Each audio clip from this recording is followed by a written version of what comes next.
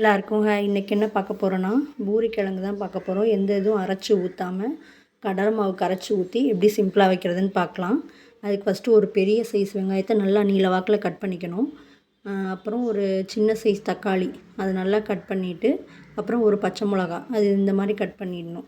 அப்புறம் இஞ்சி தான் இந்த இதுக்கு டேஸ்ட்டே. அதை பொடியாக கட் பண்ணிவிட்டு, அப்புறம் அடுப்பில் ஒரு வானொலி வச்சுட்டு தேவையான அளவு எண்ணெய் ஊற்றிக்கணும். எண்ணெய் ஊற்றிட்டு கடுகு, உளுந்து, சீரகம், சோம்பு இதெல்லாம் போட்டு நல்லா ப்ரௌனாக பொரிஞ்சதுக்கப்புறம் இஞ்சி போட்டுக்கணும். இஞ்சி போட்டதுக்கப்புறம் கடலைப்பருப்பு போட்டு அது நல்லா ப்ரௌனாக வதங்கிறத வரைக்கும் வெயிட் பண்ணிவிட்டு, வெங்காயம், பச்சை மிளகா, கருவேப்பிலை, கொஞ்சம் உப்பு நல்லா போட்டு வதக்கிக்கணும். நான் ஆல்ரெடி உருளைக்கிழங்க வேக வச்சு நல்லா கையிலேயே மசிச்சு வச்சுருந்தேன். அது இந்தளவு கண்ணாடி பதத்துக்கு வந்தால் போதும்.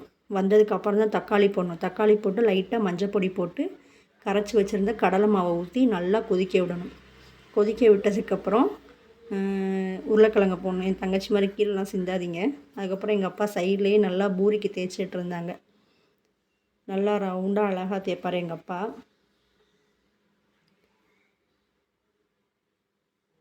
தேய்ச்சி அப்படியே எண்ணெயை அடுப்பில் காய வச்சுருந்தேன். நல்லா அப்படியே புசு புசுன்னு பூரி போட்டு இந்த உருளைக்கிழங்கு வச்சு சாப்பிட்டா செம்ம டேஸ்ட்டாக இருக்கும். நல்லா கோல்டன் ப்ரௌனாக வந்துச்சு பூரி. அப்படியே புஷ்ஷுன்னு பார்க்கவே டெம்ட் ஆகுதுல. பாய்.